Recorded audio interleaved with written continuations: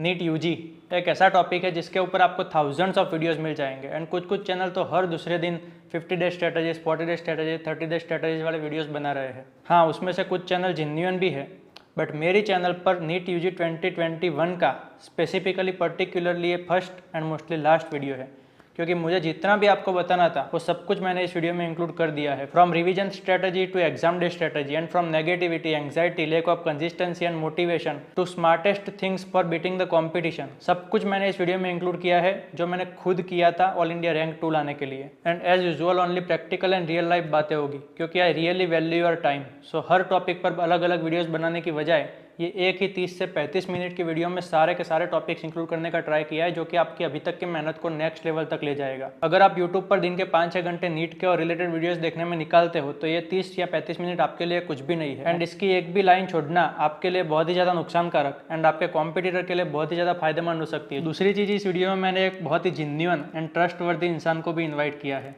Yes, you know him, it's Anuj Pachhel, जो कि खुद एक वेल नोन मेडिकल यूट्यूबर भी है। चूँकि मैंने नीट दिए हुए अराउंड 8 साल से भी ज़्यादा टाइम हो गया है एंड बहुत सारी चीज़ें चेंज हो चुकी है and I don't want to miss guide you just because you are my people. Anuj ने अभी 2-3 साल पहले ही एग्जाम दिया है एंड वो उसके ऊपर बहुत ही जेन्युइन वीडियोस भी बनाता है। So I will ask some related things to him also. So enjoy this session, trust us and make some notes because this things will help you for lifetime even after your NEET exam. Hi Anuj, most welcome on this extraordinary session. तुम्हारे आने से obviously session में 4 चांद लग गए हैं। So basically it will be interactive session and हम लोग अगर 12th में होते तो हम लोग ये डिफ़िकल्टीज़ को कैसे टैकल करते उसी सिनारियोज़ में रह के हम बात करेंगे और उसी सिनारियो में अपना डिस्कशन करेंगे। So without wasting time let's start. As a guest obviously let me give you first chance to solve your difficulty. Okay sir, first of all thank you so much मुझे invite करने के लिए आपके first podcast में। मुझे अच्छा लग रहा है आपसे बात करके। ऑफ कोर्स हमने पहले बात की है but first time on video. Everybody hello and thanks a lot to you guys कि आप ज्वाइन किए। तो मुझे फर्स्ट सवाल ये है आपसे कि देखो अभी जैसे 2 महीने का उन्होंने डेट दिया है, तो मुझे इतने सारे मैसेजेस आ रहे, ईमेल्स आ रहे कि क्या एक्चुअली में ये पॉसिबल है 2 महीने में नीट क्रैक करना, कि वो थोड़ा मुश्किल हो जाएगा? बेसिकली मैं तो यार पहले से ही थोड़ा ऑप्टिमिस्टिक एंड पॉजिटिव इंसान ही रहा हूँ, तो हर सिनारियोज में मैं थोड़ा पॉजिटिव अप्रोच रखने का ट्राई करता हूँ। तो मेरा यही है कि यस, आप क्रैक कर सकते हो। ये ऑब्वियसली थोड़ा बहुत हार्ड एंड स्मार्ट वर्क करना पड़ेगा, क्योंकि आपने 2 साल में ऐसा तो है नहीं कि कुछ पढ़ा ही नहीं है। आप स्कूल में गए होंगे, कोचिंग्स में गए होंगे, तो कुछ ना कुछ आपके दिमाग में थोड़ा बहुत होता ही है। अब लास्ट जो 2 मंथ्स होते हैं उसमें आपको वही सारी चीज़ें समराइज़ करने की होती है। किसी ने अगर ज़्यादा पढ़ लिया है तो किसी ने कम पढ़ा है, बट अल्टीमेटली जो मामला है वो लास्ट में 2 मंथ्स में ही होता है। बहुत सारे स्टूडेंट्स होते हैं जो लास्ट में 2 मंथ्स में बहुत सारे जो टॉपर्स होते हैं उनको भी ओवरटेक कर लेते हैं, जैसे मैंने भी खुद किया था। मेरा इतना अच्छा रैंक नहीं आ रहा था, बट लास्ट के 2 मंथ्स में थोड़ा बहुत कॉम्पैक्ट रिविजन्स एंड वो सारी अप्रोचेस करके, जो हम ऑब्वियसली डिस्कस कर रहे हैं वीडियो में आगे कि क्या क्या रिवीजन स्ट्रेटजीज होने वाली है, तो वो सारी चीज़ें अगर आप अप्लाई करते हो तो रिवीजन जो है वो थोड़ा बहुत ईजी हो जाता है एंड आप डेफिनेटली स्टूडेंट्स को आगे ले जाते हो। क्योंकि इस टाइम पे क्या है कि बहुत सारे स्टूडेंट्स होते हैं जो डिप्रेशन, एंग्जाइटी और डिफ़िकल्टीज़ और बहुत सारे मतलब ऐसे मेंटल प्रेशर से गुजर रहे होते हैं। तो जो टॉपर्स होते हैं वो भी इवन इस टाइम पे डाउन होने के चांस हो जाता है उनका। तो आप ये जो सिनारियो है उसका फ़ायदा उठा लोगे तो आगे निकल सकते हो, क्रैक कर सकते हो। ऐसा कुछ नहीं है। मेरे टाइम का मुझे एक एग्जांपल याद है कि एक लड़की थी मेरे टाइम पे, तो जनवरी में उसने नीट दिया था, उसमें रैंक था अराउंड 5000 एंड एम्स में उसने रैंक दिया, तो उसका एम्स में मतलब 4 महीने बाद सिर्फ उसका रैंक आया था 80 या 85 के आसपास। मतलब 4 महीने में सिर्फ वहाँ से वो वहाँ तक पहुँच गए। तो चलो आप मान लो कि 5000 के लेवल पे नहीं हो अभी, तो 50,000 पे होंगे सपोज, तो 50,000 से 5,000 तक तो आ सकते हो, भले आप टॉप 100 तक का ना सोचो। So that will be a like positive mind set you have to keep while preparing for any exam. बहुत ही मुझे बहुत सही लगती है ये चीज़। अगर मुझसे पूछो तो मैं सोच रहा हूँ कि एकदम कुछ भी नहीं पढ़ा है और तुमने जस्ट पहली बार किताब देखी है, तब थोड़ा मुश्किल होगा, मतलब बहुत मुश्किल होगा उस पॉइंट पे। कि ऐसे बहुत ही कम स्टूडेंट्स होंगे जिन्होंने बिल्कुल भी नहीं पढ़ा है, वही, बट बाकी तो कुछ ना, और जिन्होंने पढ़ा नहीं है उनका ऐसा इतना टारगेट भी नहीं होता है कि इस साल हम क्रैक कर लेंगे 2 मंथ्स में। बट डाउट वहाँ पे आता है जो लोग एवरेज स्टूडेंट होते हैं, जो मीडियम लेवल पे होते हैं, उनको ऐसा डाउट रहता है कि हम क्रैक कर पाएंगे या नहीं कर पाएंगे। तो ऑब्वियसली कर सकते हो, बट थोड़ा बहुत आपको ऐसे हार्ड एंड स्मार्ट थोड़ा काम करना पड़ेगा, जो हम ऑब्वियसली डिस्कस कर रहे हैं धीरे धीरे वीडियो में आगे। My next question to you is that what should be the revision strategy for exam going students? What will be the subject wise and timing wise approach? how to revise effectively and what timetables to follow particularly. Can you give me some brief ideas about these particular things? Yes sir. तो first of all मुझे ऐसा लगता है कि जो बच्चों के पास अभी 2 महीने बाकी है, उन्होंने इस 2 महीने में अपना ट्राई करना चाहिए कि जितने से ज़्यादा वो ग्रैंड टेस्ट दे पाए, जितने ज़्यादा दे पाए। जैसे सपोज कर लो अगर तुम्हारे पास 2 महीने है ना, 60 डेज है जैसे कर लो, तो 60 डेज में तुम ट्राई करो कि एटलीस्ट तुम 15 से 20 अच्छी खासी ग्रैंड टेस्ट जो है वो सॉल्व करो। 3 घंटे दिन में के कैसे भी निकालो एंड अपना टाइम उस ग्रैंड टेस्ट सॉल्व करने के लिए दो, और उसके बाद 1 घंटा बैठ के उसके जितने तुमने मिस्टेक्स किए हैं उसे एनालाइज करो, अपनी मिस्टेक बुक में लिखो। नीट जो है तुम्हारी, मैं बहुत बार बोलता हूँ कि वो तुम्हारा फर्स्ट ग्रैंड टेस्ट नहीं होना चाहिए। हमेशा नीट जो तुम्हारा होगा वो तुम्हारा 21वां, 51, 61, 71st ग्रैंड टेस्ट होना चाहिए। तो अगर वो तुम्हारा फर्स्ट टेस्ट है तो तुम्हारा बहुत मुश्किल होगा सिलेक्शन। तो इसलिए मैं तो पर्सनली यही किया रहता कि अगर मेरे पास इतना कम समय है तो फर्स्ट ऑफ ऑल मैंने प्रीवियस ईयर क्वेश्चंस निकाले रहते, जो भी क्वेश्चन पेपर्स आए हैं, एंड उन previous year question papers at least last के जो 10 या 12 साल के हैं उन सब को 3 घंटे टाइमर लगा के बैठा रहता और सॉल्व किया रहता। एंड साथ में बबलिंग की भी प्रैक्टिस की रहती, बिकॉज अभी ऑनलाइन मोड में बबलिंग की प्रैक्टिस इनकी जा चुकी है। तो मैं लाया रहता OMR शीट स्टेशनरी से खरीद के, उसमें ट्राई किया रहता बबलिंग का। हाँ, दैट्स अ गुड थिंग कि OMR पे प्रैक्टिस करना चाहिए। ऑनलाइन पे ये चीज़ें फिर एग्ज़ाम पे जाते हैं और पता चलता है कि यार डिफ़िकल्ट हो रहा है सारा क्योंकि 1 डॉट का ही मामला होता है, अगर ऊपर नीचे हो गया तो पूरा खेल ख़त्म हो जाता है। तो बबलिंग की प्रैक्टिस किया रहता और ये किया रहता। अपार्ट फ्रॉम दैट मैं ट्राई किया रहता कि मैं जितने ज़्यादा बार मैं रिवाइज कर पाऊँ उतने ज़्यादा बार। तो मतलब अगर मैं होता तो मैंने ट्राई किया रहता कि 1 हफ्ते में, स्टार्टिंग में अभी जैसे 2 महीने हैं तो उसके 1 हफ्ते में मैंने पूरा सिलेबस 11th 12th का कवर किया रहता। नेक्स्ट वीक के मैंने 5 डेज दिए रहते, उसके बाद मैंने 4 डेज दिए रहते खुद को। ऐसे कम करते हुए मैं आगे बढ़ा रहता और मैंने हर बार उसे रिवाइज किया होता जितने बार पॉसिबल है। तो मेरा तो यही सजेशन है, जब और तुम्हें NCERT पढ़नी है और कोई दूसरी बुक्स के पीछे मत भागो इस पॉइंट पे। फिजिक्स के लिए तुमको दूसरी बुक्स पढ़नी है तो पढ़ो, but for biology and chemistry only stick to NCERT। Physical chemistry में तुम जा सकते हो बाहर, but apart from that organic, inorganic और बायो में तो सिर्फ और सिर्फ NCERT पढ़ो और बाकी चीज़ों की तरफ बिल्कुल ध्यान मत दो। तो मैंने ये किया होता। Okay, that's great. बट अगर मैं ये सवाल पूछूं तुमसे कि 3 सब्जेक्ट्स में से किस सब्जेक्ट को ज़्यादा वेटेज देना चाहिए? आई मीन मतलब अगर मेरे पास टाइम नहीं है और मैं 1 सब्जेक्ट ही करना चाहता हूँ बस, या फिर 2 सब्जेक्ट करना चाहता हूँ, तो कौन से 1 या 2 सब्जेक्ट पे पहले मैं पिकअप करूँ? जो सीक्वेंस होता है वो हमेशा होना चाहिए सबसे पहले बायोलॉजी, बिकॉज आधा पेपर जो होता है वो बायो का होता है। देयर इज 90 क्वेश्चंस जो बायो से आएंगे, बहुत कम है, और उसमें तुम सिर्फ NCERT पढ़ के जाओ और तुम्हारा सक्सेस रेट काफ़ी हाई हो जाएगा। तो सबसे पहले बायो पढ़ो, उसके बाद तुम केमिस्ट्री पढ़ो। केमिस्ट्री में भी पहले तुम इनऑर्गेनिक करो क्योंकि वो इजी होता है और वो सिर्फ NCERT बेस्ड होता है। फिर तुम ऑर्गेनिक करो क्योंकि वो थोड़ा कंसेप्ट बेस्ड है। लास्ट में फिजिकल करो क्योंकि वो बिल्कुल फिजिक्स जैसा है, तुम्हें उसके लिए काफ़ी प्रैक्टिस करनी पड़ेगी तभी तुमसे क्वेश्चन बनेंगे। अगर तुम्हारी प्रैक्टिस नहीं है उसमें तो कोई मतलब नहीं है, क्वेश्चन नहीं बनने। फिजिक्स में तो कॉन्सेप्ट्स बहुत क्लियर होने चाहिए। फिजिक्स में भी वैसा ही सेम है कि तुम्हें बहुत सारे क्वेश्चंस प्रैक्टिस करके तुम्हें कंसेप्ट आता है। तो पहले तो तुम बायो करो, फिर केमिस्ट्री और फिर फिजिक्स। तो ऐसा होना चाहिए सीक्वेंस, और पेपर सॉल्विंग में भी इनफैक्ट यही सीक्वेंस रखा जाता है। हाँ, तो सर मेरा नेक्स्ट क्वेश्चन था कि how to get constant motivation to get into MBBS, because मैंने देखा है काफ़ी सारे बच्चे कमेंट्स में लिखते हैं मेरे, भैया हम लोग को मोटिवेशन नहीं आता है, फिर हम संडे को देखते हैं वीडियो तो मोटिवेशन आता है। तो मैं बोलता हूँ अरे क्यों, तुम्हें बाकी समय क्यों नहीं लगता कि तुम्हें पढ़ना चाहिए? तो आपका क्या टेक है इस पे? अब इसका मतलब बेसिकली देखो, 2 टाइप के मोटिवेशन होते हैं मेरे ख्याल से। एक होता है आपका शॉर्ट टर्म मोटिवेशन एंड एक होता है आपका लॉन्ग टर्म मोटिवेशन, ठीक है। अब जो शॉर्ट टर्म मोटिवेशन होता है वो मेजोरिटी 99% जो स्टूडेंट्स हैं उनमें यही होता है कि यार एग्ज़ाम की डेट आ रही है, बस वही मोटिवेशन है। उसकी प्रेशर की वजह से बस कुछ भी करके एग्ज़ाम को क्रैक करना है, उसके प्रेशर की वजह से हम लोग मतलब थोड़ा बहुत पढ़ लेते हैं, तो वो मोटिवेशन की वजह से वो पढ़ते हैं। बट दूसरी चीज़ ये है कि अगर आप लॉन्ग टर्म के बारे में सोचो तो ये सिर्फ एग्ज़ाम के लिए आप नहीं पढ़ रहे हो, आपकी पूरी लाइफ इसके ऊपर डिपेंडेंट है। जो भी आप पढ़ रहे हो, जो भी अभी मेहनत कर रहे हो 1-2 साल, उसके बेसिस पे आपको MBBS में एडमिशन मिलेगा। यार इतनी मतलब सुंदर एंड प्रोडक्टिव लाइफ हो जाती है MBBS में एंटर होने के बाद कि मुझे याद है कि मैं फर्स्ट ईयर में जब एंटर हुआ था तभी भी इतना सारा ऐसे मान पान मिल रहा था। कहीं पे भी हम मैरिज में जाते थे, कहीं पे भी ऐसे कोई भी जगह पे फंक्शन में जाते थे तो लोग ऐसे डॉक्टर डॉक्टर करके बुला रहे थे।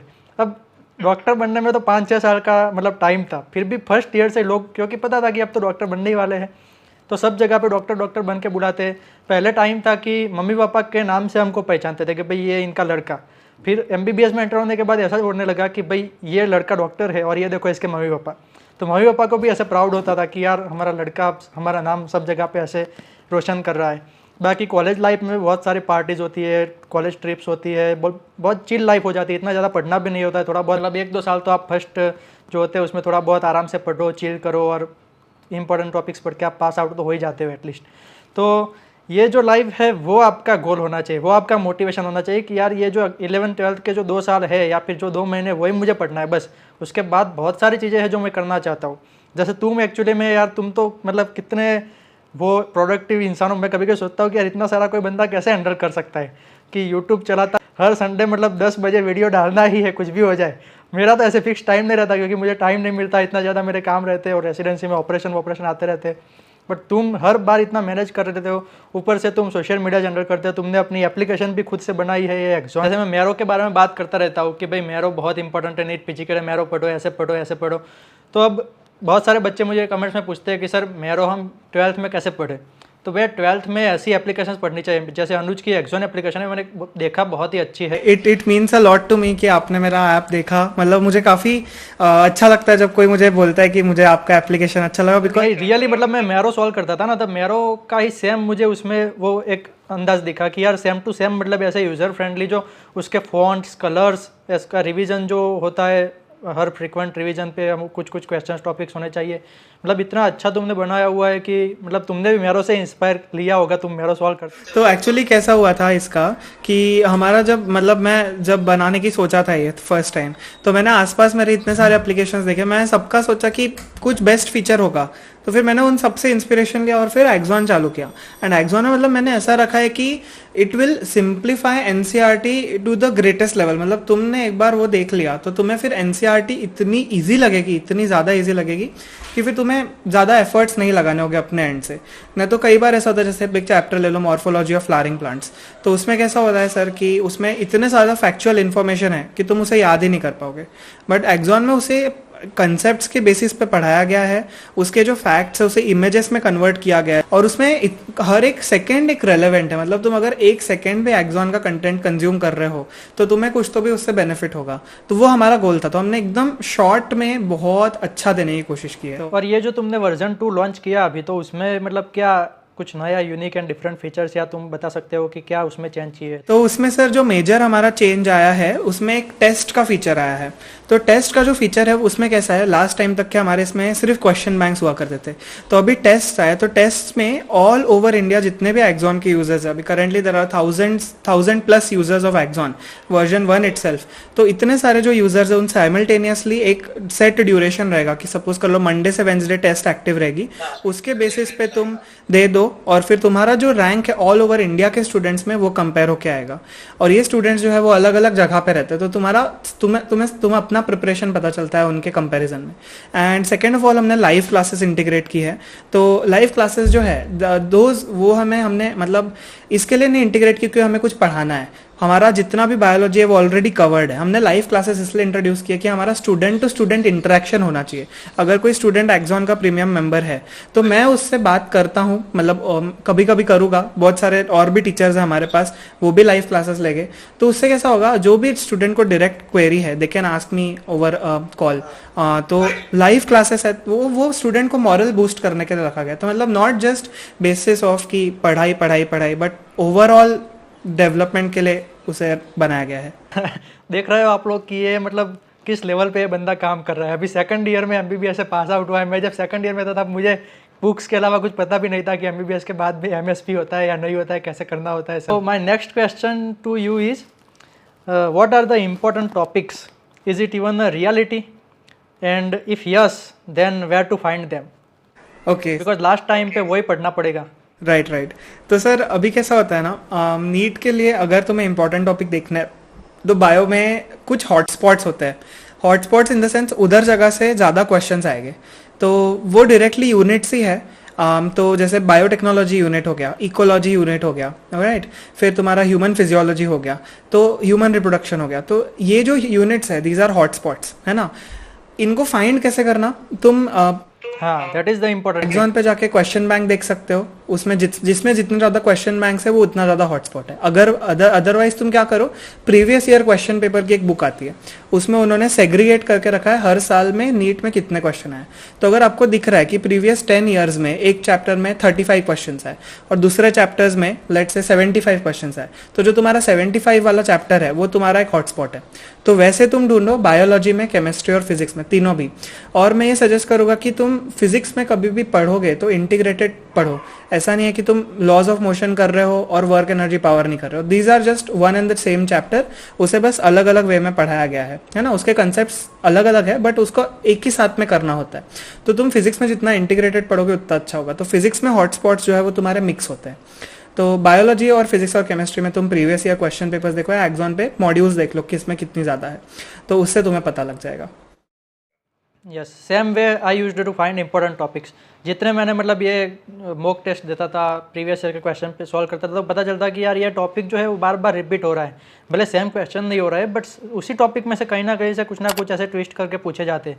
तो उस टाइम पे पता चलता था कि नहीं, ये इस टॉपिक पे ज़्यादा भार देना है। ऐसे आप 10-12 पेपर अगर सॉल्व करते हो अलग अलग, तो आपको डेफिनेटली आइडिया आ जाता है हर एक सब्जेक्ट का कि भाई ये 4-5 चैप्टर है जो सबसे ज़्यादा इंपॉर्टेंट है, मतलब ये तो करना ही करना है एग्जाम के पहले, बाकी नहीं करना है। तो ये मतलब आपको खुद ही ढूंढना पड़ेगा। ऐसे हर कोई जगह पे मतलब है, कुछ प्लेटफॉर्म्स है जो ऐसे लिस्ट बना के दे देते हैं इंपॉर्टेंट क्वेश्चंस का, बट आप अगर खुद करोगे तो आपको ज़्यादा ऐसे अप्रोच भी रहेगा अच्छा, और आप आइडेंटिफाई भी अच्छे से कर पाओगे उसको सॉल्व। सर आपके लिए एक क्वेश्चन है, आप एकदम पॉजिटिव इंसान हो, मैं एडमायर करता हूँ आपकी ये क्वालिटी बहुत। Thank you. ये सवाल था कि आप नेगेटिव थिंकिंग और एंजाइटी जो आती है, स्पेशली जो आखिरी समय पे आती है, उसे आप कैसे अवॉइड करते हो? तो देखो, नेगेटिव जो थिंकिंग और एंजाइटी है वो सबको आती है, ठीक है, बट अप्रोच हमारा मतलब मैटर करता है कि आप उसको कैसे लेते हो। मैं तो था, मेरे को आती थी कि भाई यार एग्ज़ाम क्रैक कर पाऊंगा या नहीं कर पाऊंगा, रैंक नहीं आएगा तो क्या होगा, बट मैं उसको नॉर्मल की तरह लेता था। उसको हमारे दिमाग में ऐसे ऊपर पोजीशन ही क्यों देनी है कि भाई ये एंग्जाइटी मुझे आ रही है तो आ रही है, दैट्स ओके, नॉर्मल थिंग है, सबको आती है। इवन टॉपर को भी आती है, फर्स्ट रैंक वाले को भी आती है। उसका टारगेट होता है फर्स्ट रैंक का, तो उसको ये होता है कि यार फर्स्ट रैंक आएगा या नहीं आएगा। तो और किसी को पास आउट होने का टारगेट होता है, उसको होता है कि यार पास हो पाऊंगा या नहीं हो पाऊंगा। So that is normal thing, anxiety सबको आती है। और दूसरी चीज़ ये होती है कि एंग्जाइटी हमारा जो फियर है, मतलब एक चीज़ उसके वजह से आती है कि हमारे दिमाग में एक डर होता है कि यार ये तो बहुत बड़ी एग्ज़ाम है, मतलब मेरी कैरियर डिसाइडिंग एग्ज़ाम है, मतलब ये इसमें तो यार नहीं आएगा तो क्या होगा, बहुत डर होता है हमारे दिमाग में, और उसकी वजह से ही हमको ज़्यादा ये आता है। तो मेरा यही बोलना है आप सभी लोगों को कि भाई डरना नहीं होता है किसी भी एग्ज़ाम से। किसी भी एग्ज़ाम से आपका फ्यूचर डिसाइड नहीं होता है। एक बार नहीं आता है तो क्या हो जाएगा, आप दूसरी बार दो, तीसरी बार दो। मैंने जब डिसाइड किया था कि भाई मुझे ये एग्ज़ाम में इतना रैंक लाना है, तब मैंने ये यहाँ तक डिसाइड कर लिया था कि भाई मैं 3 ट्राई दूंगा, कितना भी मतलब उसके लिए पढ़ना पड़े, जो भी पढ़ना पड़े। फर्स्ट टाइम मैंने सेकंड दूंगा, सेकंड में नहीं, तीसरे में दूंगा। 3 ट्राई के बाद भी नहीं आता है तो फिर मैं सोच दूंगा कि चलो भाई चलो अब कोई नहीं, जहाँ मिलता है वहाँ पे ले लेते हैं। बट एक एग्ज़ाम से आपका कैरियर डिसाइड नहीं होता है, तो डरना नहीं है पहली बात। तो दूसरी चीज़ ये है कि हम लोग किसी भी नेगेटिव थॉट्स को नेगेटिविटी के रूप में ही ले लेते हैं, बट हम उसको ऐसे डिफेंस करने का ट्राई नहीं करते हैं कि भाई कोई भी अगर आपके दिमाग में नेगेटिव थॉट आता है, उसके सामने आपको पास 10 पॉजिटिव रीजन्स भी होते हैं उसको डिफेंड करने के लिए। जैसे मेरे दिमाग में एक थॉट आया था कि भाई मैं एग्ज़ाम क्रैक कर पाऊँगा या नहीं, तो मेरा दिमाग टोटली उसको मतलब अपोजिट वे में डिफेंस कर देता है, पॉजिटिव में कि क्यों नहीं कर पाऊँगा, मतलब क्या है जो नहीं, अभी तक पढ़ा है मैंने अच्छे से, भाई ऐसे थोड़ी है कि नहीं कर पाऊँगा। 2 साल में थोड़ा बहुत पढ़ा है और अभी 2 महीने जो बचे उसमें मैं थोड़ा वर्क हार्ड कर लूँगा। अगर टेंशन आ रहा है तो भाई हार्ड वर्क तो करना ही पड़ेगा, तो वो मैं करने के लिए रेडी हूँ। तो धीरे धीरे आ जाएगा रैंक, उसमें क्या वो बड़ी बात है, सबका आता है। सारे स्टूडेंट्स इंडिया में जितने भी बैठे हैं, सपोज आपको 15,000 रैंक लाना है, 15,000 के अंदर गवर्नमेंट सीट के लिए, या जो भी आपका, मुझे एग्जैक्ट कट ऑफ पता नहीं है, बट जो भी आपका रैंक आता है उतना रैंक लाना है, तो वो गाँव के कुछ मतलब इंडिया के जो एंड में बैठा हुआ स्टूडेंट भी लाता है, बहुत सारे स्टूडेंट्स लाते हैं।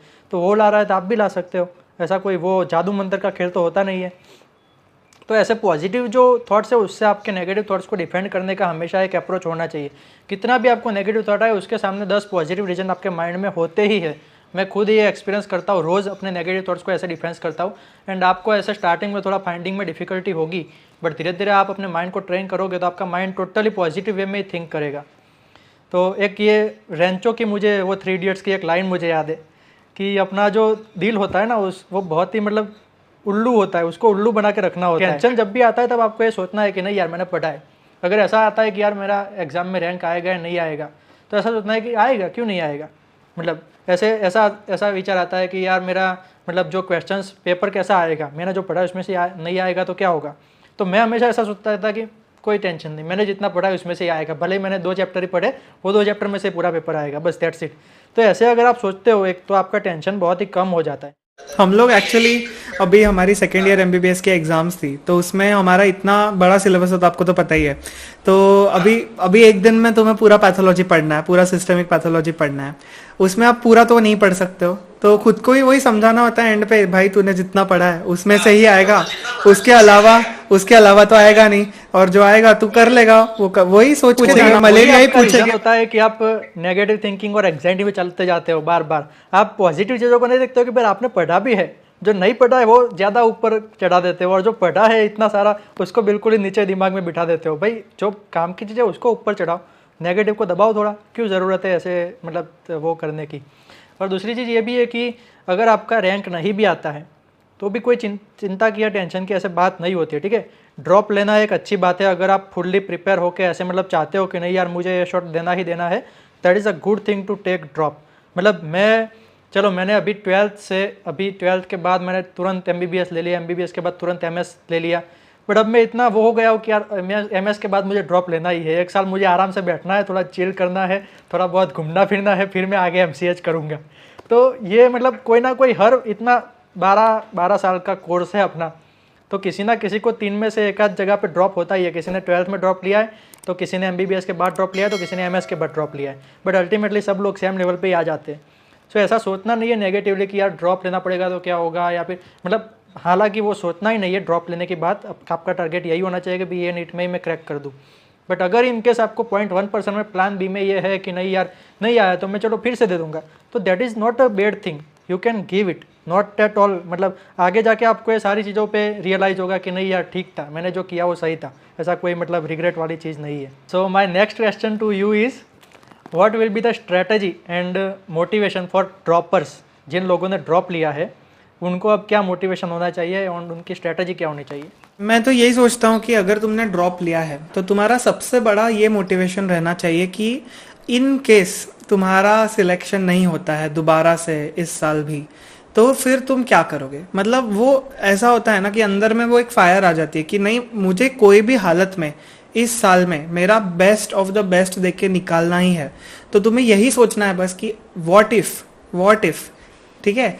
तुमने जब ये सोचा तो तुम ऑटोमेटिकली काम पे लग जाओगे to prevent that what if, है ना। और मैं तो मतलब मेरा एक लिटरली पूरा वीडियो है जिसमें मैंने बताया कि you should have no plan B, क्योंकि अगर तुमने प्लान बी का सोच लिया, अगर तुमने सोच लिया ठीक है, तो फिर तुम्हारा एफर्ट थोड़ा रिड्यूस हो जाता है ना। रिड्यूस हो जाता है, थोड़ा नहीं बहुत ज़्यादा रिड्यूस हो जाता है। वही तो मैं वही बोल रहा हूँ कि अगर कोई तुम ड्रॉपर हो और तुमने रिपीट किया, एक बार किया, 2 बार किया, तो फिर तुम अपना नो प्लान बी वाले पे शिफ्ट हो जाओ कि बस इस बार बस करना ही है। तो वो ऑप्शन ही नहीं है कि मुझे नहीं करना है, तो सिर्फ it is do and do only, die वाला सीन ही नहीं है, तुमको करना ही और करके ही रहना है।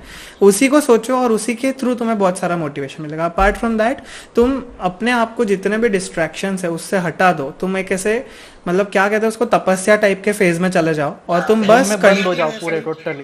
कंटिन्यूअसली तुम अपने रिविजन्स करो, question paper. Second of all, जब तुम ग्रैंड टेस्ट दोगे, ग्रैंड टेस्ट में तुम ऐसा अपना माइंडसेट बनाओ कि यार अभी 720 मार्क्स की मैं ग्रैंड टेस्ट दे रहा हूँ, तो तुम्हारा अंदर से ये मोटिवेशन होना चाहिए कि नहीं भाई इसमें 650 मुझे लाने हैं, मतलब लाने हैं इररिस्पेक्टिव ऑफ कुछ भी, मुझे करना ही है ये, ठीक है। तो वो जब तुम ग्रेजुअली तुम प्लॉट करो कि तुम्हारे ग्राफ पे कि तुम्हारा कैसा हो रहा है ओवरऑल परफॉर्मेंस, जैसे जैसे तुम प्रोग्रेस कर रहे हो, वो जब ग्राफ तुम देखोगे अगर वो मस्त असेंडिंग वाला स्लोप है, तब तुमको समझ में आएगा तुम प्रोग्रेस कर रहे हो, है ना। वो डिसेंडिंग वाला तो तुम रेक्टिफाई करो, अपनी मिस्टेक्स करेक्ट करो और फिर उसे ठीक करो।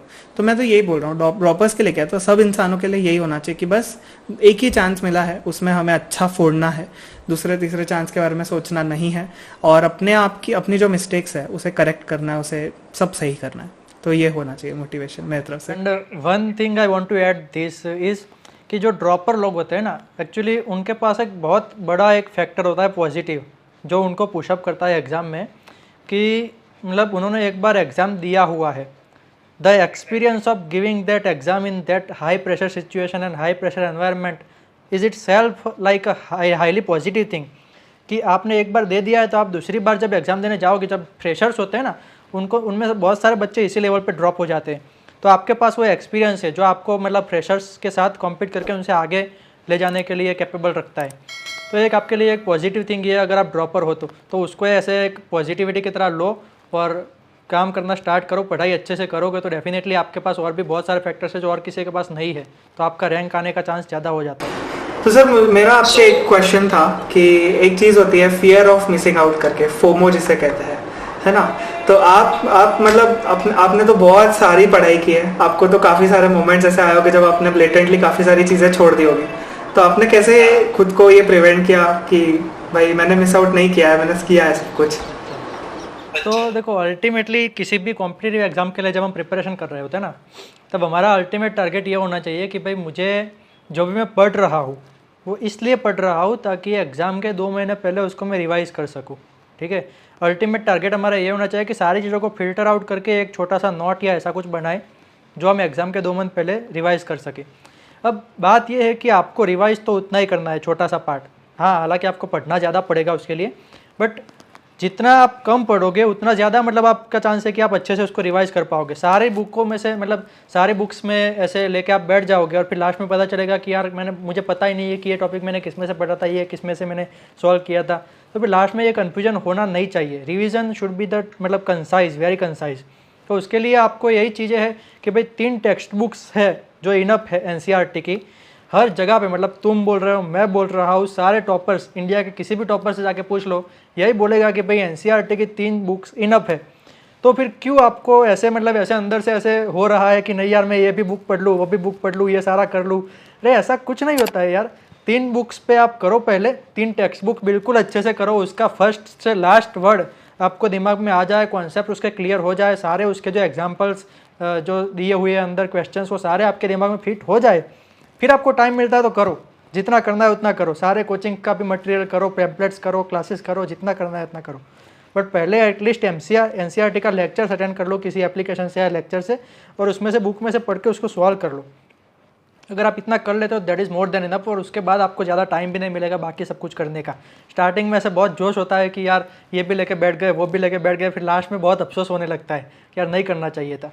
तो ये आपको जब पता है कि भाई ऐसा हो रहा है, सारे टॉपर्स बोल रहे हैं, तो आप अगर फिर भी फॉलो नहीं कर रहे हो तो आपके अंदर कुछ ऐसे प्रॉब्लम है कि आपको ऐसे किसी पे ट्रस्ट नहीं आ रहा हमारे पे तो ऐसे मत करो यार, फोमो को बिल्कुल ही अवॉइड करो। 3 टेक्स्ट बुक्स करनी मतलब करनी ही है अच्छे से, वो अगर आप कर लोगे तो डेफिनेटली आप मतलब नीट तो क्या, नीट से भी कोई एम्स की एग्ज़ाम, जो भी एग्ज़ाम है सारी अभी तो सब कंबाइंड हो गई, सब कुछ आप क्रैक कर सकते हो, उसमें कोई वो बड़ी बात नहीं है। और एक और चीज़ मैं इसमें ऐड करना चाहूँगा कि एक लाइन मैंने मतलब पढ़ाई के टाइम पे याद रखी थी कि 70% of all subjects is much more better rather than 100% of 2 और 5 सब्जेक्ट्स। मतलब आपके जितने भी सब्जेक्ट है उसमें से, तो आप कोई भी सब्जेक्ट ऐसे छोड़ने की मिस्टेक मत करना। सारे सब्जेक्ट्स में से at least important topics, important chapters आप पढ़ लेना। ऐसा मत करना कि भाई फिजिक्स को बिल्कुल टच ही नहीं किया और बायोलॉजी और केमिस्ट्री पढ़ते रहो, फिजिक्स डिफिकल्ट है इसलिए, ऐसा नहीं करना है। 70% भी अगर आपका सारे सब्जेक्ट का हो जाता है that is enough. So next question to you is Anuj, how to be self disciplined while studies? तो मेरे साथ तो बहुत बार प्रॉब्लम होती है सेल्फ डिसिप्लिन की। मैं खुद भी कई बार ऐसे नहीं रह पाता हूँ डिसिप्लिन। मैं कई बार ब्रेक्स ले लेता हूँ unscheduled, but in the and मैं यही सोचता हूँ कि यार अभी एक काम है मेरे आगे तो मुझे वो काम करना ही पड़ेगा। तो मैं वही इन दी एंड सोचता हूँ कि तुम जितने जल्दी ये काम कर लो उतना जल्दी बेटर होगा। मैं कुछ टेक्निक्स है। तो फर्स्ट ऑफ ऑल इज मैं नहीं क्या, हर रोज रात में सोने के पहले प्लान कर लेता हूँ कि अगले दिन मुझे क्या क्या टास्क करने हैं और वो टास्क जो है वो कौन से इंपॉर्टेंस में करने हैं। जैसे अभी अगर मुझे कोई वीडियो शूट करना है ना, और साथ में मुझे कोई एक इम्पॉर्टेंट चैप्टर पढ़ना है, तो मेरा चैप्टर वाला पहले आएगा, फिर वीडियो आएगा, फिर कुछ और आएगा। तो जो इम्पोर्टेंट का सीक्वेंस है उस सीक्वेंस में एक लिस्ट बनाओ और खुद को मोटिवेटेड रखो कि उस लिस्ट में के जो मेन चीज़ें हैं एटलीस्ट वो तो भी एक दिन में कंप्लीट हो जाएगा। अगर पूरी लिस्ट नहीं भी हो रही है तो एटलीस्ट तुमने कुछ भी तो भी किया है, तो दैट इज़ बेटर, है ना। तो यही डिसिप्लिन रखो। एंड आप लोगों के लिए तो मैं वही बोल रहा हूँ, अभी लास्ट 2 महीने ग्रैंड टेस्ट दो। ग्रैंड टेस्ट खुद ब खुद डिसिप्लिन में ला देगी आपको कि इतने बजे भाई देने बैठना है टेस्ट, तो उसके पहले पढ़ना ही पड़ेगा बाकी सब कुछ, तो ऑटोमेटिकली तुम पढ़ोगे, ऑटोमेटिकली टेस्ट दोगे। तो जितनी टेस्ट देनी है उतनी टेस्ट दो। हाँ सर, मुझे एक क्वेश्चन पूछना था आपसे कि जो आपका मतलब ऐसे कई बार होता है कि बहुत बार बच्चे जो है बहुत पढ़ाई करते हैं, बहुत कुछ करते हैं, बट उनका स्कोर जो है वो इम्प्रूव नहीं हो पाता है। तो आपको क्या लगता है इसमें, क्या है आपका ओपिनियन इसके बारे में? तो देखो, अगर आप ठीक से पढ़ाई कर रहे हो, ठीक है, तो आपका स्कोर इम्प्रूव होना ही चाहिए। That is the like guidance, that is the pathway that guide you कि भाई हाँ तुम अच्छी दिशा में जा रहे हो या नहीं जा रहे हो। जैसे मैंने जब स्टार्ट किया था इंटर्नशिप में, मेरी नीट पीजी के लिए बात कर रहा हूँ, तब मेरा 12,000 रैंक था। और फिर वहाँ से लेके 1 साल तक, मतलब जितने भी मैंने हर महीने एक आध ग्रांड टेस्ट देता रहता था मैं, तो हर बार मेरा रैंक इंप्रूव हुआ है। कभी मतलब 12,000 से 10,000, 10,000 5,000, 5,000, 2,000, 2,000 से 1,500, 200 और लास्ट में 186 आया था नीट में रैंक। तो इम्प्रूवमेंट होना चाहिए। अब उसके लिए क्या करना चाहिए? अगर आपका इम्प्रूवमेंट नहीं हो रहा है, जैसे बहुत सारे बच्चों का नहीं भी होता है, तो उसका एक रीज़न होता है कि भाई आप एनालिसिस नहीं कर रहे हो, कहाँ पे आपकी मिस्टेक्स हो रही है वो आपको एनालिसिस करना पड़ेगा। क्योंकि ऐसा तो है नहीं कि आप पढ़ नहीं रहे हो, पढ़ तो रहे हो अच्छे से, बट कहीं ना कहीं पे आप मिस्टेक्स कर रहे हो जिसकी वजह से वही सेम लेवल पे आ जाते हो आप। तो आपको डेली एनालिसिस करना पड़ेगा। डेली मतलब ऐसे भी नहीं कि वीकली या मंथली, डेली एनालिसिस करना पड़ेगा कि आपने जो भी पढ़ा है उसमें से कितना रिटेंशन रहा, आपने जो मॉक टेस्ट दिया है उसमें क्या क्या गलतियाँ की आपने, और वो गलतियों का एक मिस्टेक लिस्ट बनाना होता है, जो मैंने बनाया था। अब वो मिस्टेक लिस्ट जो है वो बनाते नहीं है बहुत सारे लोग। मतलब जैसे ये तुमने अभी बोला कि सेल्फ डिसिप्लिन के लिए नाइट के अगली नाइट को ये प्लान बनाना होता है, हम भी बचपन से सुनते आए हैं, बट लगता है कि यार ये कौन बनाता है, ये सब तो ऐसे बुक्स वाली बातें हैं। मतलब मोटिवेशनल स्पीकर बोलते हैं लिस्ट बनाओ, लिस्ट, बाकी को बनाता नहीं होता है ऐसा। मतलब आलस आती है और हम बनाते भी नहीं है। बट मैंने खुद जब से बनाना स्टार्ट किया तब मैं डिफरेंस महसूस कर पा रहा हूँ। तो वो बहुत कम लोग बनाते हैं, बट अगर आप उस कैटेगरी में आ जाते हो तो डेफिनेटली आपकी लाइफ बाकी सारे लोगों से बहुत ही ज़्यादा क्वालिटेटिव हो। सर ने यहाँ पे एक अच्छी बात की, उन्होंने बोला कि एक मिस्टेक लिस्ट बनाओ। तो इसके जगह पे मैंने जो रेकमेंड किया है सब लोगों को, मैंने बोला है मिस्टेक बुक बनाओ। तो एक किताब लो, उसमें जो भी तुम क्वेश्चंस गलत करते हो उन क्वेश्चंस को लिखो, उनका सही आंसर लिखो और क्यों आया है वो लिखो। ये सिंगल, मैंने जो मिस्टेक बुक बनाई थी मेरे प्रिपरेशन के समय से, उससे डायरेक्टली अराउंड 45 क्वेश्चन आए थे, फिजिक्स केम बायो मिला के। तो कैन यू इमेजिन 180 क्वेश्चन में से 45 क्वेश्चन मेरे हाथ में थे। सुबह सुबह जब मैं पढ़ रहा था तो वो 45 क्वेश्चंस में पढ़ के गया था और वही 45 आए। तो तुम देखो, जो जहाँ पे तुम गलती करोगे एग्जामिनर वही क्वेश्चन उठा के डालने वाला है, तो तुम उसे वही की वही इंप्रूव कर लो, करेक्ट कर लो, लिख लो, भूलो ही मत। तो मिस्टेक बुक बनाओ, बहुत इंपॉर्टेंट है। 11th में तुम देख रहे हो तो बिल्कुल 100% करो। और मैं जो मिस्टेक लिस्ट बनाने की बात कर रहा हूँ, वो तुम्हारा आइडिया तो बिल्कुल ही परफेक्ट है, वो तो करना ही चाहिए। बट मेरा जो है वो ये है कि भाई एक मिस्टेक लिस्ट बेसिक एक छोटा सा एक पेज में होना चाहिए आपका, मतलब 20, 50, 25 जो भी मिस्टेक्स है आपकी। वो क्या है कि मेरा ये टारगेट रहता था कि हर टेस्ट के बाद मैं 3 मिस्टेक्स मिनिमम निकलता था।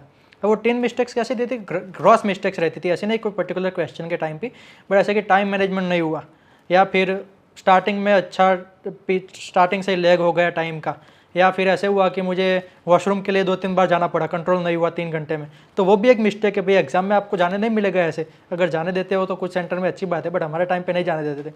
तो वो भी एक मिस्टेक है भाई, वो कंट्रोल करना आपको सीखना पड़ेगा। जैसे कोई ऐसी मिस्टेक है कि भाई डिस्टर्बेंसेस बहुत हो रहे थे, तो आप अगले मॉक टेस्ट में ध्यान रखोगे कि कोई अच्छी जगह पे जाके बैठ जाओ जहाँ पे शांत एनवायरनमेंट हो। कभी ऐसा हुआ कि गर्मी ज़्यादा पड़ रही थी, तो आप अगले टाइम पे ध्यान रखोगे कि भाई नहीं, गर्मी ठंडी कुछ भी हो, मेरा माइंड फोकस रहना चाहिए। तो ऐसी एक ग्रॉस मिस्टेक लिस्ट होनी चाहिए। और ऐसे 20-25 मिस्टेक्स आप हर ग्रांड टेस्ट में से ऐसे निकालते हो 3-3 करके, और उसको नेक्स्ट ग्रांड टेस्ट के पहले अगर आप देख लेते हो 5 मिनट में, तो आपका माइंड वो जानबूझ के वो मिस्टेक्स नहीं करेगा। टाइम पहले से स्पीड रखेगा, पहले से एक्यूरेटली, मतलब लास्ट लाइन जो होती है कि भाई क्या नॉट पूछा है या एक्सेप्ट पूछा है, वो भी ध्यान रखेगा। MCQs के टाइम पे आपने ऑप्शन में कोई मिस कर दिया था तो वो भी ध्यान रखेगा कि नहीं, ऑप्शन सारे पढ़ने हैं, चारों के चारों। तो वो सारी चीज़ें आप अगर पढ़ लेते हो वो मिस्टेक लिस्ट वाले, तो वो बहुत हेल्पफुल रहता है। तो ये मिस्टेक लिस्ट आप अगर बनाना स्टार्ट करते हो डेफिनेटली आपका इंप्रूवमेंट होगा। मैं करता था इसलिए मेरा इंप्रूवमेंट हो रहा था, और यही एक सिंगल चीज़ है, लिखना है। ऐसे सोचने से तो मुझे ही पता है कि यार लास्ट टेस्ट में मेरा टाइम मैनेजमेंट नहीं हुआ था। लिखोगे नहीं और अगले ग्रांड टेस्ट के पहले आप देखोगे नहीं, तब तक नहीं होता ये सब। वही वो चेक बॉक्स ऐसे हो जाता है, जैसे प्लेन में उड़ने के पहले पायलट लोग चेक करते हैं इंजन, लाइट्स, ये वो सब बराबर है ना, तो वैसे ही एक चेकलिस्ट बन जाएगी तुम्हारी भी। होना ही चाहिए। आपने बहुत अच्छा बताया। नहीं बोलना है कि टाइम लाइट बराबर है, ये बराबर है, वो चेकलिस्ट करना ही है देख के। बहुत सही sir. How to read and remember for longer time, जो भी हम पढ़ते हैं उसको कैसे मतलब लॉन्ग टाइम तक याद रखें। बहुत सही सवाल है ये तो मतलब बहुत ऑब्वियस सवाल भी है। तो मैं बिलीव करता हूँ कि अगर तुम कोई भी सब्जेक्ट पढ़ रहे हो तो उसमें तुम्हें 3 चीज़ें मिलेगी, है ना। फर्स्ट तुम्हें मिलेंगे कंसेप्ट्स जो कि तुम्हें समझने होते हैं। तुम एक बार समझ गए तो तुम्हें मोस्ट लाइकली वो ज़्यादा देर तक के याद रहेंगे, ठीक है। जैसे अभी बायो में कोई कंसेप्ट होगा, जैसे रेनिन एंजियोटेंसिन एल्डोस्टेरोन सिस्टम, ये कंसेप्ट है, तुमने एक बार पढ़ लिया, तुम्हें याद रह जाएगा, तुम्हें वापस पढ़ने की जरूरत नहीं। सेकेंड चीज़ होती है फैक्ट्स। तो फैक्ट्स ऐसी चीज होती है जो अपन ऐसे भूलते हैं, ऐसे मजाक में भूल जाएंगे सारे के सारे फैक्ट, सुबह पढ़ा शाम में पूरा आउट। तो उसके लिए क्या करो, तुम अपने कुछ स्टोरीज बनाओ उस फैक्ट से रिलेटेड, ठीक है। तुम उसको इमेजिन करने की कोशिश करो। अभी जैसे मैं तुम्हें एग्जांपल दिया, E coli is a peritrichous bacteria, मतलब उसके आजू बाजू हर जगह फ्लैजिला है। तो तुम ये याद करने के अलावा कि भाई वो पेरीट्राइकस है, तुम इमेजिन करो कि ई कोलाई ऐसा दिखता है, ये सब जगह फ्लैजिला होता है उसे। तो तुम जब तक विजुअलाइज नहीं करोगे चीजों को तब तक कि तुम फैक्ट भूलते जाओगे। निमोनिक्स यूज करो, जितने तुम निमोनिक्स बना सकते हो उतने यूज करो। डिस्कस करो अपने फ्रेंड्स के साथ, क्योंकि कई बार ऐसा होता है, अरे ये वाला सवाल मैंने मेरे दोस्त के साथ डिस्कस किया था, उसका आंसर ये है। तो तुम कुछ ऐसी चीजें करोगे तो तुम्हारे फैक्ट्स अच्छे अच्छे परफेक्ट होते जाएंगे। लास्ट चीज आती है इमेजेस। इमेजेस को तुम जितने ज्यादा बार व्यू करोगे, है ना, जितने ज्यादा बार तुम उसे देखोगे, उसको ड्रॉ करके देखोगे खुद से एज डायग्राम्स, तो वो तुम्हें इंपॉर्टेंट। जैसे अभी एक एनसीईआरटी में सीड का डायग्राम है, मोनोकॉट या डायकॉट सीड है। मोनोकॉट सीड है तो मोनोकॉट सीड में डायरेक्टली वो लोग फोटो देते हैं और बोलते हैं ये वाली लेयर पेरिकार्प है, इसमें मोस्ट इंपॉर्टेंट कॉन्स्टिट्यूएंट क्या है।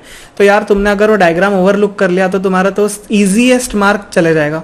तो जो भी डायग्राम तुम्हें दिख रहा है एनसीईआरटी में या कोई भी अदर बुक में जो तुम फॉलो कर रहे हो, उसे डायग्राम को बना के देखो और उसका सिग्निफिकेंस जानो। जैसे बायो में कोई लेयर दिख रही है, एग का डायग्राम है, उसमें कोरियोएलेंटोइक मेम्ब्रेन दिख रहा है, तो उसका क्या यूज है ना। तो जो भी डायग्राम में से तुम निकाल सकते हो इन्फरेंस, वो निकालो और उसके आगे बढ़ो। बस यही 3 चीजें होती है, ये 3 चीजें तुमने कर ली तो हो जाएगा। बाय द वे एक्सॉन में तीनों अलग अलग सेक्शंस में है, जस्ट सेइंग।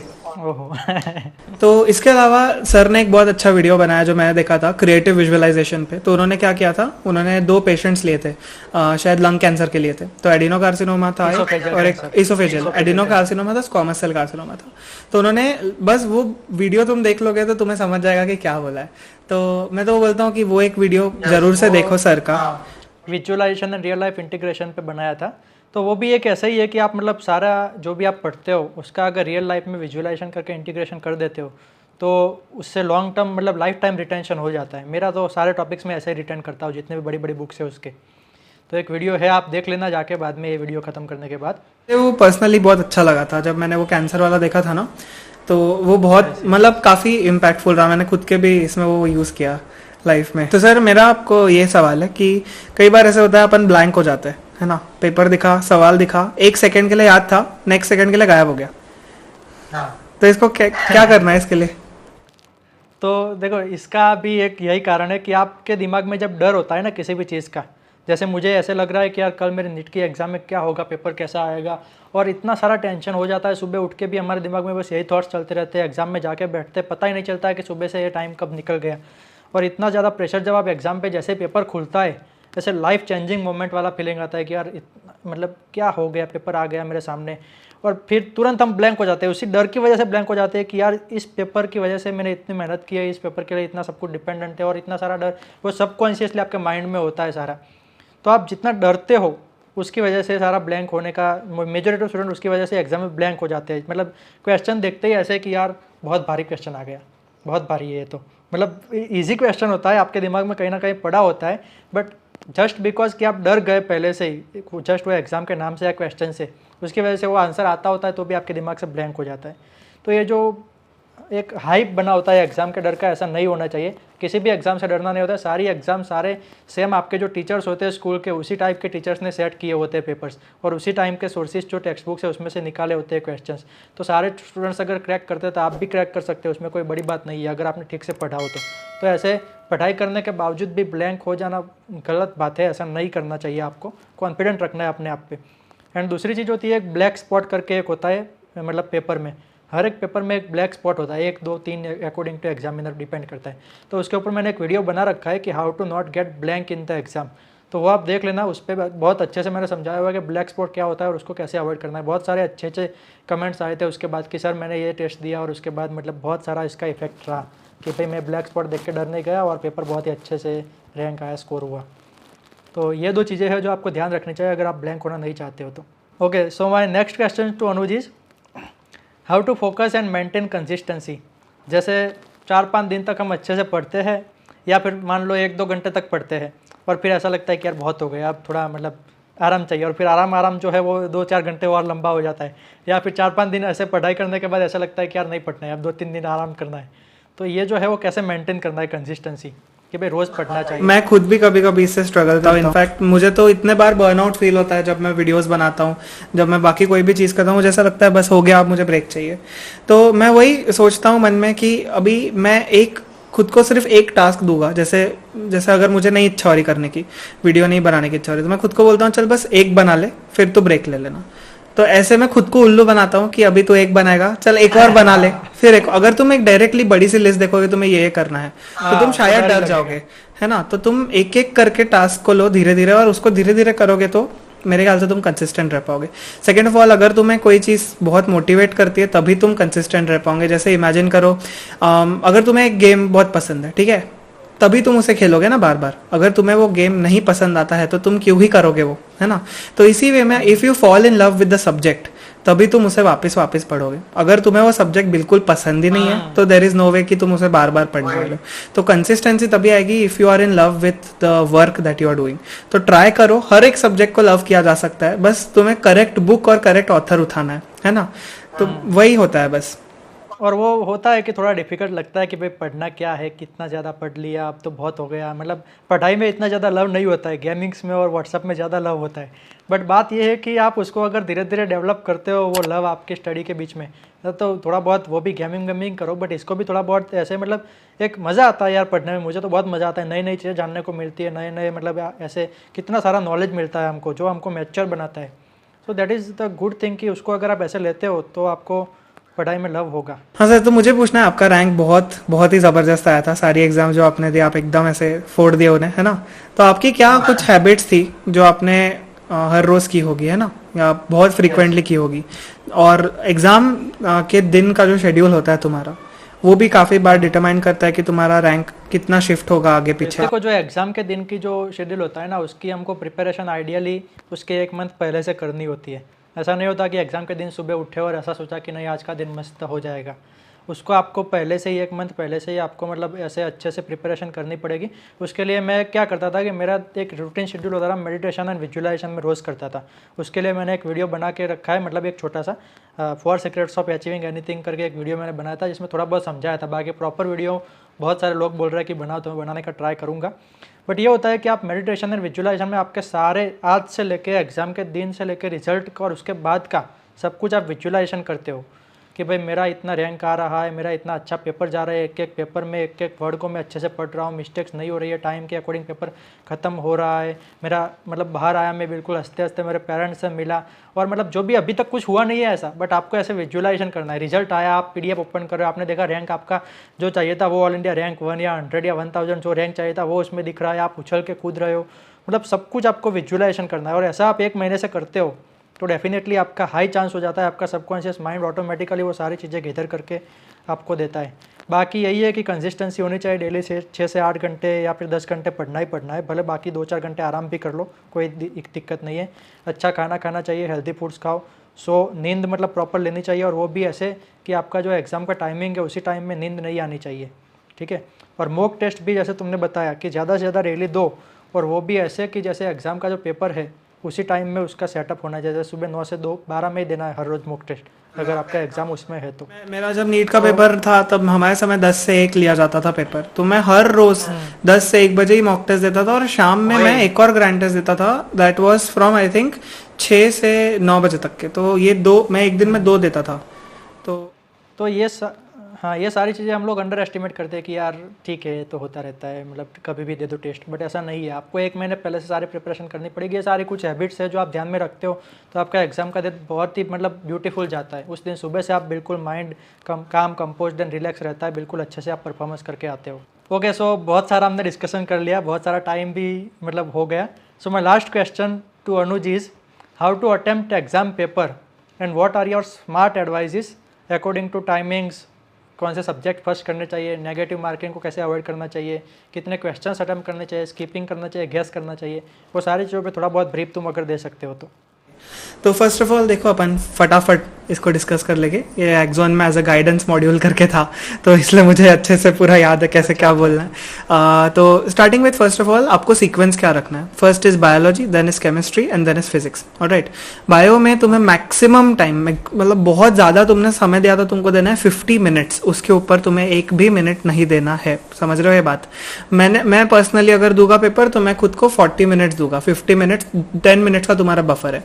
ये जो है 50 मिनट्स, इसमें तुम्हें OMR पे मार्किंग भी कर लेनी है, ऐसा नहीं कि तुम सिर्फ वहां पे टिक कर रहे हो। राइट, सेकेंड है तुम्हारा केमिस्ट्री। केमिस्ट्री जब तुम स्टार्ट करोगे, अगर तुम्हें कोई फिजिकल केमिस्ट्री का क्वेश्चन दिखता है जो तुमसे 1 या 2 मिनट में सॉल्व नहीं हो रहा है, तो उसे गोला मारो, नेक्स्ट क्वेश्चन पे मूव ऑन करो।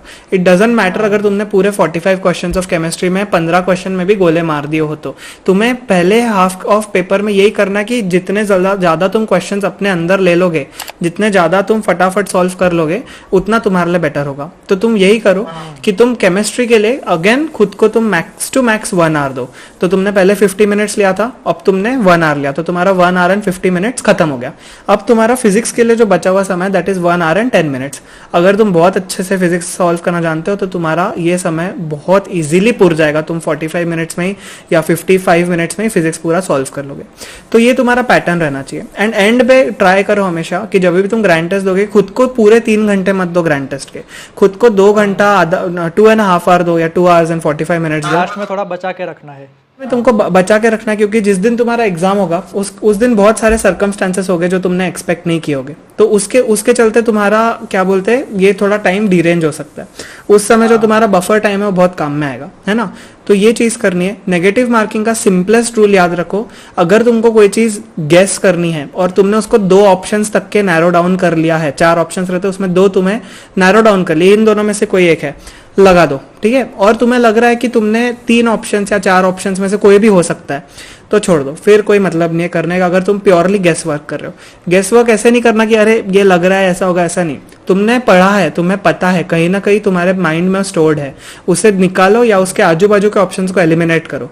वैसे करके तुम गेस वर्क बहुत इंप्रूव कर सकते हो, है ना? तो गेसिंग ऐसे करना होता है। एंड लास्ट में जो तुम्हारा है हाउ मेनी क्वेश्चंस का, तो मैं बोलूंगा as many questions as possible, तुम जितने सॉल्व कर सकते हो उतने सॉल्व करो, ठीक है? बट जो तुम्हें जेन्युइनली अगर नहीं आता है चारों ऑप्शंस, तो फिर वैसे क्वेश्चंस को मत हाथ लगाओ, क्योंकि वो तुम्हें नीचे खींचेंगे। तो ये मेरा जनरल सजेशन था। इन दी एंड याद रखो, बबलिंग जो तुम्हें करनी है वो 45 के ब्लॉक्स में करनी है।